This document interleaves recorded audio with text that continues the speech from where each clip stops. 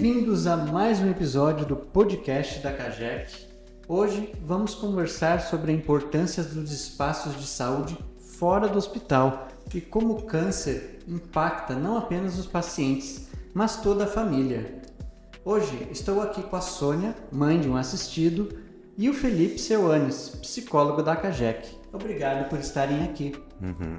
Muito obrigado pela oportunidade, Diego, e também a Sônia, que aceitou essa possibilidade. Ela encontrou aí uma possibilidade também de trazer um pouco de uma experiência singular, de algo que tem a ver com o olhar dela, com a experiência dela sendo mãe, e como o câncer, a oncologia é algo que impacta muito a vida das famílias num todo, ela vai trazer aqui uma perspectiva, uma visão singular desse lugar, desse ponto de vista materno.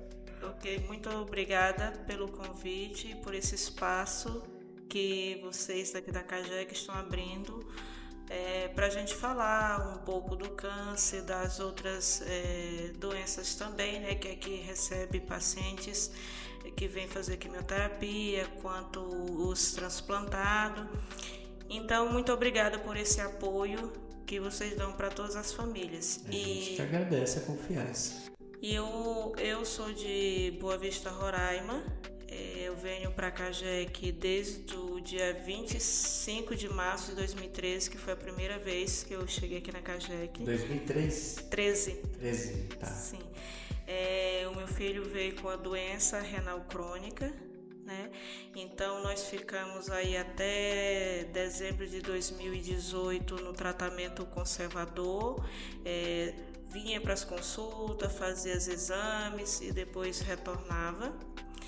E quando foi em dezembro de 2019, aliás, dezembro de 2018, a médica resolveu, né, nos segurar por aqui, devidamente à distância, e ver que o problema de saúde dele já estava se agravando, e ela solicitou que fosse feito a diálise peritoneal, né, e já em seguida colocou ele na fila do transplante.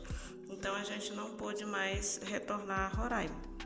E ficamos 7 meses fazendo a diálise peritoneal, e quando foi dia 11 de dezembro de 2019 surgiu o transplante para ele. Que beleza. E como ele está hoje? Você pode contar um pouquinho pra gente? Hoje ele está bem, com retorno a cada 60 dias. A gente ainda não pôde voltar a Roraima por conta do retorno, que tem que ser superior a 90 dias. E estamos aqui até então. E nesse tempo, a vida não parou, né? Então, o que a classe hospitalar me aconselhou foi que matriculasse ele numa escola, porque o problema de saúde dele médico não poderia dar atestado para que ele não pudesse frequentar a escola. Mas porque ele estava bem, assim, não estava acamado, né? Então, para a escola, eu tive que matricular ele para ele dar continuidade. Aí, esse ano, 2024, ele encerrou o ensino médio, mas ele estudou aqui em São Paulo desde da 9ª série. Aí, ele já concluiu tudo. Entendi. Bom, e falando de experiências, né, Sônia, quais foram os maiores desafios que você e sua família enfrentaram ao longo do tratamento do João? E como esses espaços fora do hospital ajudaram vocês a superá-los? Traz um grande impacto, assim, a saudade da família, né? Mas quando eu vejo que ele está bem e que essa distância foi necessária para a evolução do tratamento dele, então o tratamento dele em si pediu isso, né? Não que a gente não tivesse vontade de visitar nossa família, lógico, a gente sente saudade e tudo, mas a gente fica nas videochamadas porque assim, o regulamento nosso do TFD, né, ele impede que a gente retorne lá com menos de 60 dias, porque como a médica explicou, né, que daria sim para a gente voltar com 60 dias, inclusive já eles entraram em contato com eles lá, só que eles não falaram que não, né, tinha que ser respeitados os 90 dias. Então, para nossa família, assim, foi difícil, né? Mas a gente conversou bastante com eles, né, em relação a isso, que era por essa questão, mas quem vê que ele está bem, isso aí já supera todas as outras, né? A gente não fica tanto preso ao passado, porque se tivesse feito dessa forma, né? Não, então, assim, pra gente contribuiu bastante, mas a saudade a gente tem, né? Ele não pôde mais, uma atividade que ele fazia muito era judô, né? Ele não pôde mais. Vai assim, de vez em quando o professor convida ele, até aqui mesmo em São Paulo ele vai. Mas assim, a médica, olha, toma cuidado, você não pode ter alguns impacto, né? Cuidar com a atividade. Mas assim mesmo ele vai para procurar ocupar esse tempo que ele tem.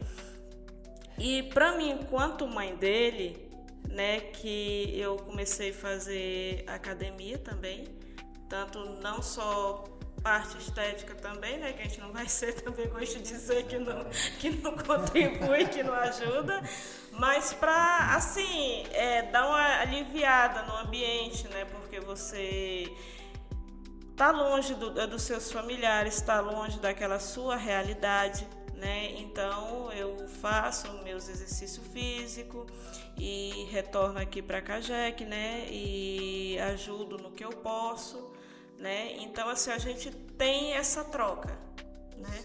E também por ele ter conseguido concluir também os estudos dele, que ele fez o Provão Paulista, fez o Enem, ele quer entrar na área da gastronomia. Então assim, para mim, o que nesse tratamento todo, assim, o que mais foi difícil foi essa distância da família, mas as outras coisas não, né? Que daí depois meu filho ficou lá, ele ficou um tempo sem os meus cuidados, né? Então as coisas mudam, depois foi que ele veio, então é assim, a gente vai vivendo. Entendi. E agora, Felipe, do ponto de vista psicológico, como esses espaços fora do hospital contribuem para a saúde mental dos pacientes e suas famílias? Eles contribuem garantindo que exista o lugar da saúde para além do lugar da doença, que é o hospital. Existe o conceito de saúde que compreende que um corpo com sintoma é um corpo doente.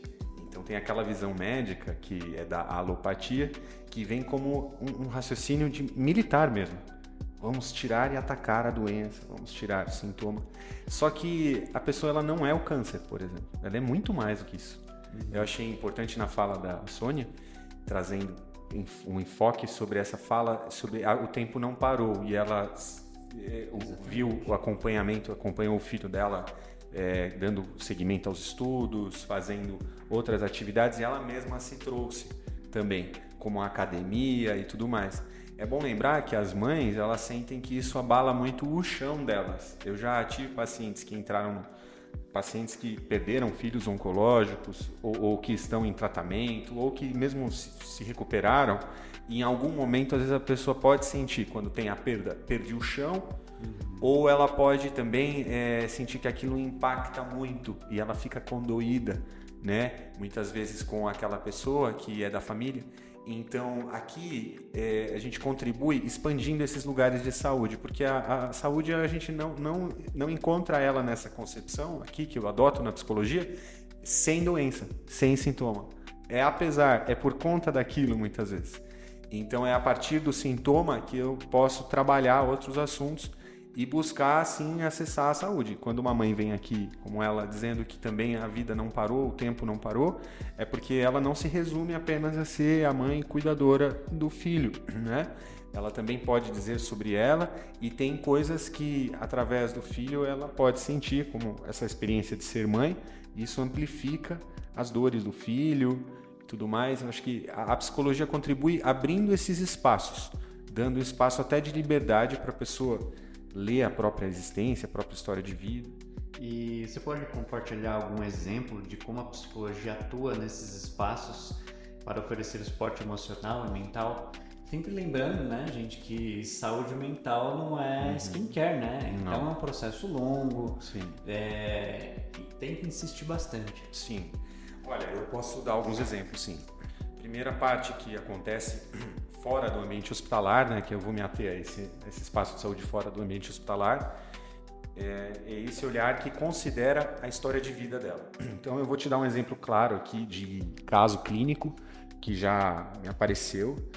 E eu já tive pacientes, por exemplo, que vêm de questão oncológica e eles sofreram uma grande mudança no contexto que eles viviam. Teve uma vez um caso que eu atendi no ambulatório e essa paciente ela tinha acabado de casar e ela teve câncer no sangue. E aí ela, ao invés de morar na casa dela, ela morava na casa dos pais, acabou morando na casa dos pais, junto com o marido, mudou muito a lua de mel, as coisas, ela era a única pessoa que tinha câncer no emprego, então ela recebia um afeto muito através, porque ela é a moça que representa esses assuntos lá dentro do trabalho, e aquilo foi, ela foi se encerrando em alguns sentimentos bem ambivalentes de raiva, de não aceitação, se agredia no chuveiro. E ela pôde compartilhar isso comigo. E dentro desse espaço de compartilhar, ela também começou a ver outras questões para além da doença. Conforme ela foi aderindo ao tratamento, ela foi percebendo que o motivo dela de sair do tratamento estava fora do hospital. Então ela continuou casando, continuou nutrindo esses sonhos. E o espaço da psicoterapia, fora do ambiente hospitalar, às vezes ele pode dar esse espaço para ela expressar desejos e não necessariamente realizá-los ali. Então ela sai dali com a possibilidade de realizá-los, né? Com esse espaço de liberdade. E já tive esses casos assim. Aqui na unidade, aqui na CAGEC, me aparecem casos também das mães, principalmente, que trazem essas necessidades, como elas vivem muito em função dos filhos. O ser mãe é algo que vai condensando tudo que ela é. É claro que o ser mãe é muito importante na questão da identidade, mas ela não é mãe da doença, né? Ela não está ali para manejar a doença. Ela tem um filho que tem outros sonhos, ela tem outras expectativas, é parte do futuro dela. E teve uma vez uma paciente que entrou na minha sala dizendo que o chão tinha caído, que ela perdeu um filho, e ela chorava copiosamente e tal, e eu deitei no chão. E ela se acalmou também, e deitou no chão da clínica. Isso aconteceu uma vez. Porque eu acho que essa linguagem do corpo, essa linguagem cinética é muito importante. A gente demonstrar, estar junto, fora do ambiente hospitalar, sem focar tanto no sintoma, na doença. Às vezes até os anseios que aparecem também. Sim.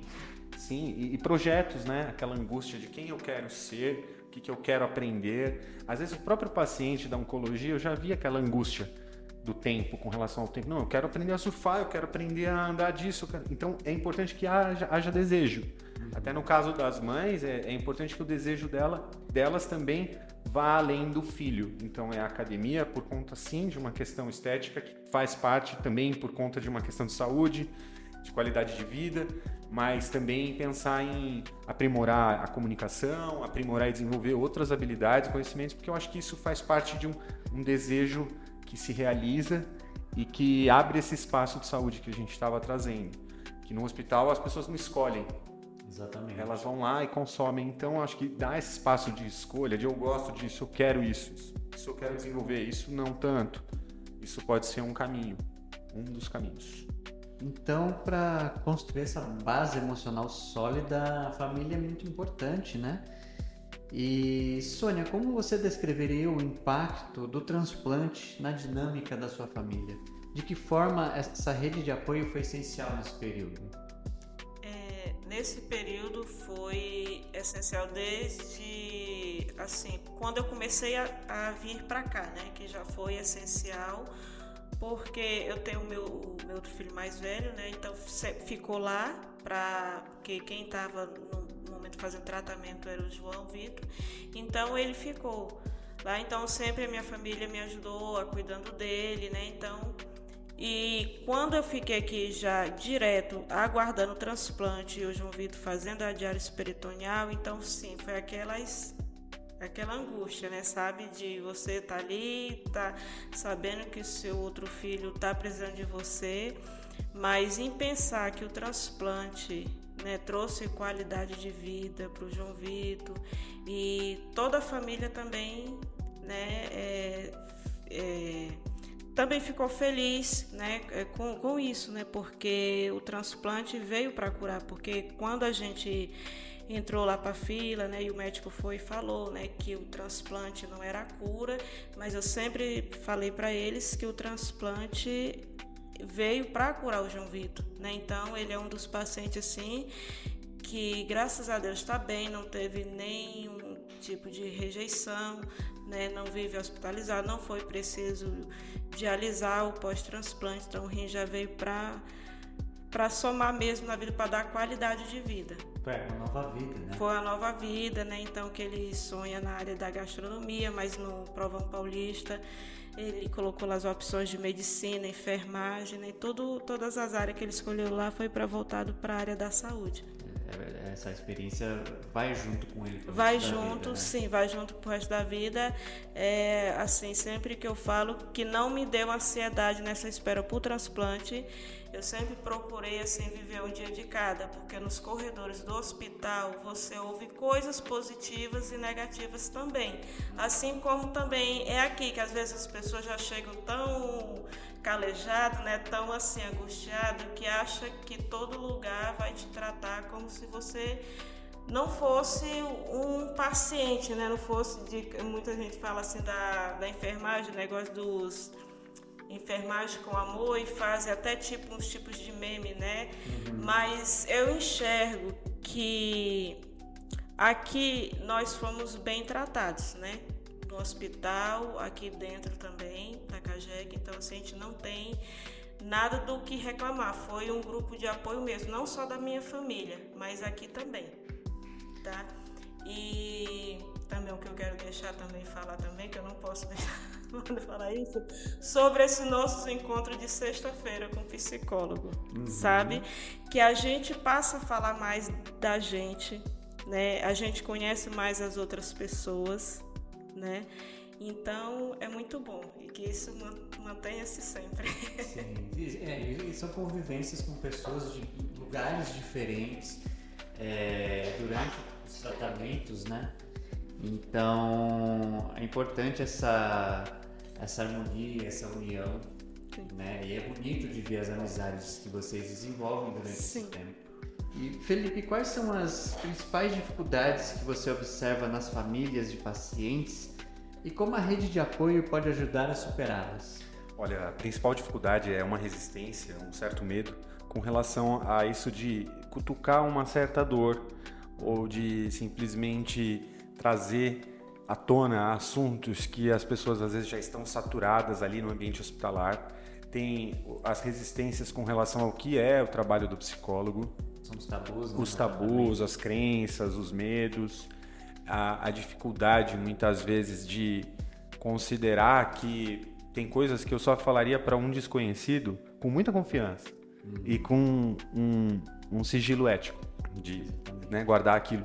Então as pessoas têm um certo desconhecimento e elas acabam vindo muito por dor de sintomas mesmo. Então a principal resistência é essa esperar que doa ou esperar que muitas vezes aquele assunto específico não encontre uma explicação médica e aí acaba caindo no colo da psicologia.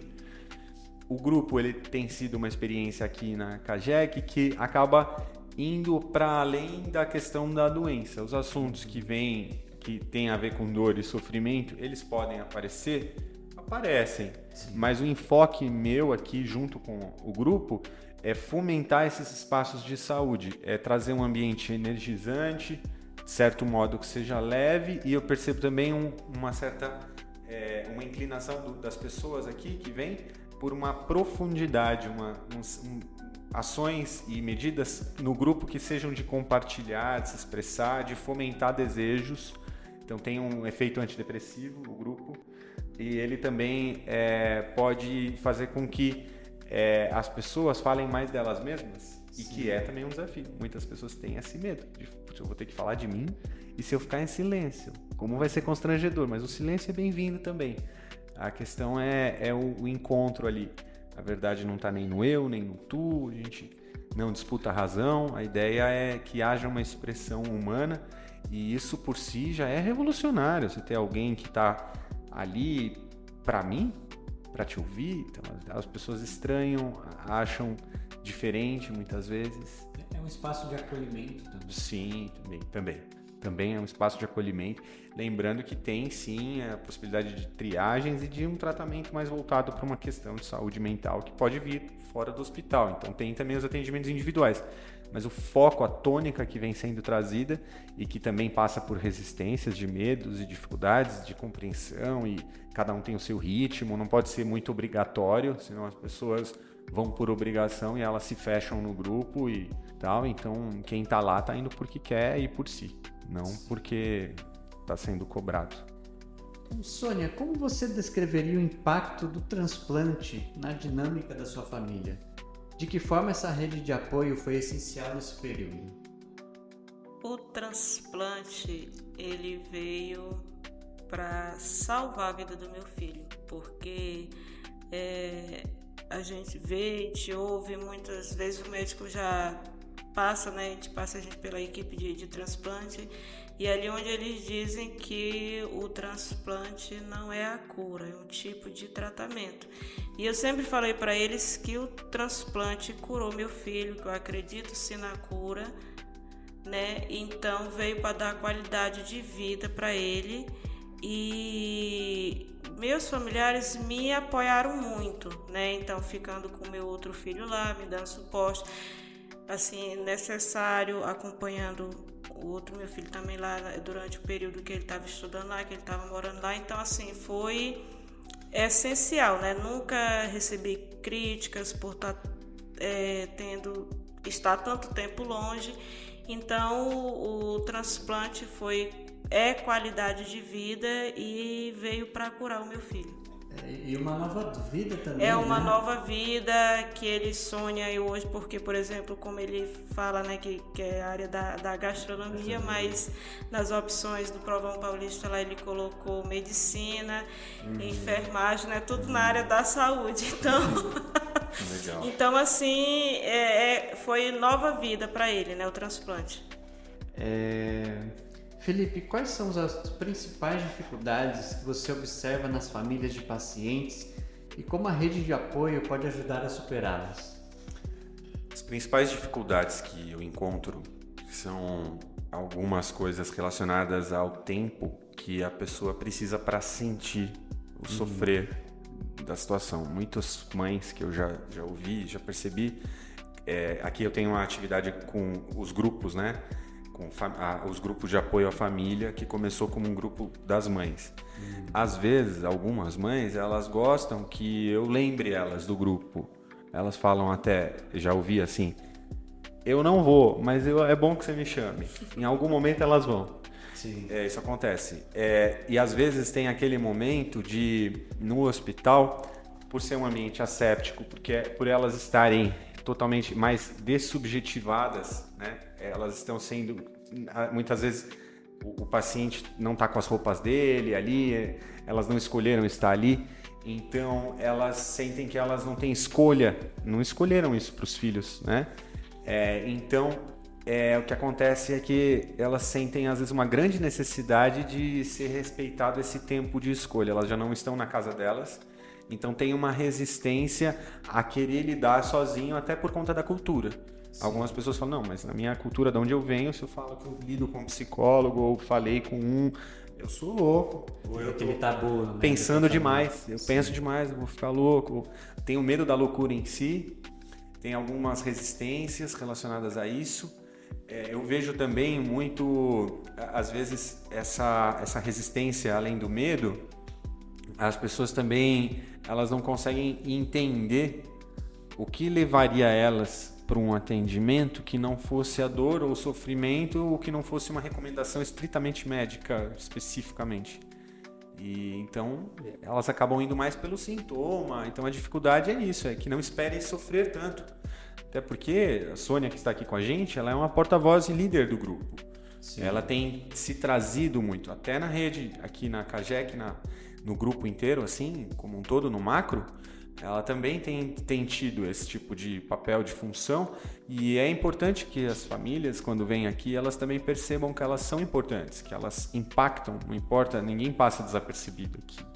Exatamente. Então, nesse sentido, é isso. Às vezes a pessoa acha que ela quer ficar invisível, quer não ser vista. Isso pode ser um pouco depressor também, de se isolar. Entrar naquele modo cinza, né? Aquele modo, frustrei minhas expectativas, a doença do meu filho também é minha doença, se ele fracassa em algo aí é meu fracasso, e aí tentar entender os porquês, ou por que comigo, por que assim, e às vezes se isolar numa tentativa de lidar só, ou de não, eu que sou a mãe, eu que tenho que lidar com essas dores, se exigir às vezes questões de cuidadora, além do que é o papel do colo materno, aí às vezes não sente que tem um espaço para dar colo, ou a mulher brasileira, a mãe brasileira tem medo de chorar na frente dos filhos, às vezes também, aí fica reprimindo a expressão afetiva, isso gera algumas mágoas.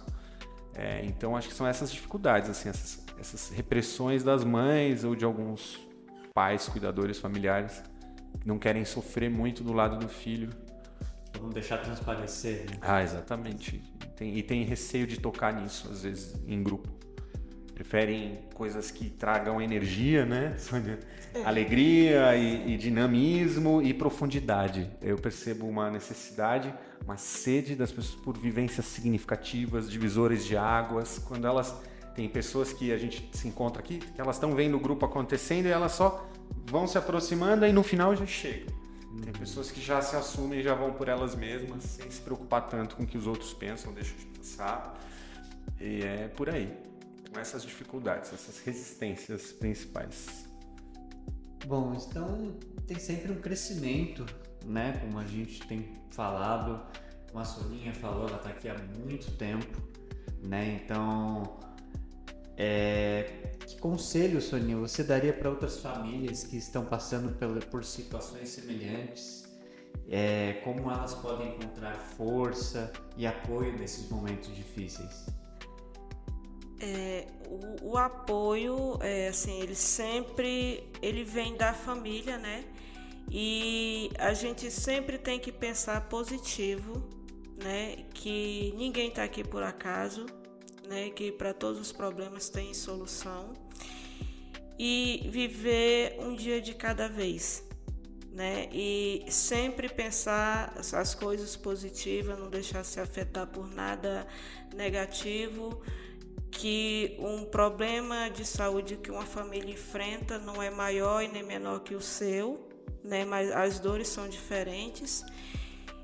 E sempre pensar nas melhores possibilidades, conversar com as pessoas certas, né? Nunca ouvir conversas de corredores de hospital, porque isso nos adoece. As positivas você pode levar para a vida toda, mas as negativas, isso te faz enxergar aquela equipe com maus olhos. Isso não é bom para o tratamento, né? Então, assim, viver um dia de cada vez, buscar sempre ajuda com pessoas certas e nunca dar ouvidos a depoimentos negativos, a histórias que não vai trazer crescimento para você, não vai trazer um bem-estar para um problema de saúde que você está enfrentando com seu filho.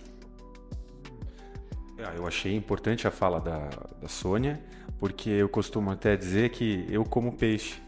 Aquilo que me serve eu como, ele me nutre, e o que não, jogo fora. Nem sempre nós precisamos ouvir tudo também. A gente pode fazer ouvidos moucos, porque afinal a escuta, ela, de certo modo, depois que você ouve, não dá para desver. Então esse zelo pelo que as pessoas, principalmente a família, ouve ou vê, é importante também, dentro e fora do hospital. Até porque já ouvi queixas assim, das pessoas falarem, mas estão me ligando por curiosidade. Só querem saber se deu ruim ou deu certo. O final da história, mas o percorrer, o caminho para dizer que está junto ou só fazer uma presença mesmo no cuidado, não são todas as pessoas que estão aí para isso.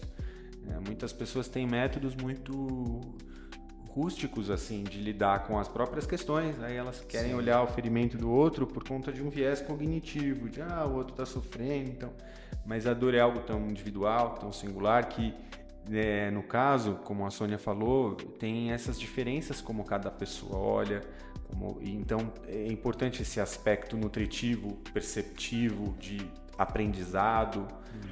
Isso é importante. Do cuidador também, né? Com certeza. Afinal, dentro da minha área, a gente tem que fazer terapia e fazer supervisão. E também eu diria que as mães, elas têm um grande desafio, porque a Sônia, ela não é cuidadora, por mais que cuide, por mais que tenha cuidado na própria atitude dela com o mundo, né?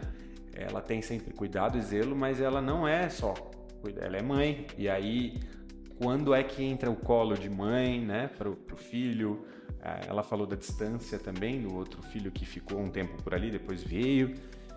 Então tem essas questões ali ligadas que vão se aglutinando. Se a gente não prestar atenção, a própria mãe ou os pais, eles também se sobrecarregam e deixam outras áreas da vida meio que distantes, sem desenvolver, mais no inconsciente. Então, se estava empreendendo, aí para de empreender. Se estava ganhando um condicionamento físico, para de fazer isso, porque parece que tem quase um vórtice assim, que chama ela para aquela urgência, para aquela vida. É o teu futuro que está ali, é o filho, né? Então não se desvincula de você.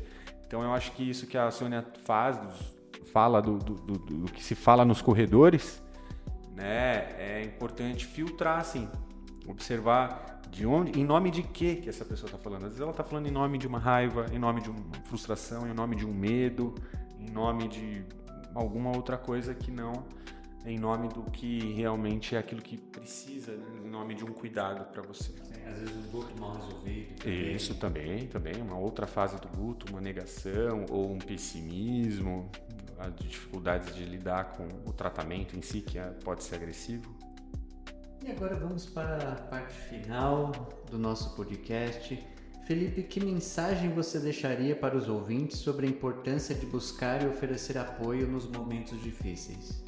Eu diria que não subestime a exposição de um problema, porque se expor para qualquer pessoa de qualquer maneira é desnecessário. Transparência não é bom para jogar cartas nem para muitas situações da vida, mas saber expor um problema, falar de si, é treinável e é uma habilidade. Eu diria assim que vocês podem se aproximar da rede de apoio de vocês e podem escolher e participar do modo como isso se dará. Não é algo que vai acontecer na mesma dinâmica que um hospital, que a gente chega no hospital e não pode comprar coisas como compra no mercado ou vai no shopping. Então, acho que o lugar do seu espaço de liberdade, eu gostaria de dizer que a psicoterapia, seja individual ou em grupo, ela é isso. Em uma frase seria, é um espaço de liberdade que você ganha para fazer como você sim deseja, para incluir algo seu num tratamento que você não escolheu, por exemplo. Ou de estar junto também, que é um fator importante. Quem não tem rede de apoio e passa por uma situação assim é um agravante, é algo que se coloca até em prontuários hospitalares, né? Eu diria vá de encontro ao outro, esteja junto, busque auxílio, que não seja só da família, porque às vezes cada um carrega uma pilastra, então fica um condoendo e aí são dois doendo. Então busque ajuda especializada, estude, busque se desenvolver e entre em contato com a sua história de vida, né? Não esqueça a história de vida diante de um especialista, não. Sônia, tem alguma mensagem final que você gostaria de deixar para os nossos ouvintes? A gente sempre ser grato, né? Por tudo o que vem para nós, que nada nessa vida é por acaso, né? E sempre estender a mão para o outro que esteja precisando, acolher. Se você gostou de ser acolhido, procurar sempre acolher as pessoas. Se você não puder ajudar, mas procurar quem possa ajudar aquela pessoa, né? Que isso é importante. Às vezes eu não posso ajudar alguém, mas olha, tal pessoa pode te dar esse suporte, né? Então é sempre bom, né? Numa caminhada que a gente vive, né? Convivendo com outras pessoas, estender esse apoio é muito importante para o nosso dia a dia, para que o tratamento seja mais leve, né? Não que vá parar de existir problemas, né? Mas que tem assim mais leve e a caminhada se torna bem mais, menos estressante, digamos assim. Entendi. Muito obrigado, Sônia. Muito obrigado, Felipe, pelas reflexões que abordamos hoje. E para que vocês que nos ouvem, lembre-se, nunca estamos sozinhos nessa jornada. Esteja atento às redes sociais da CAGEC para os próximos episódios e até breve. Muito obrigado.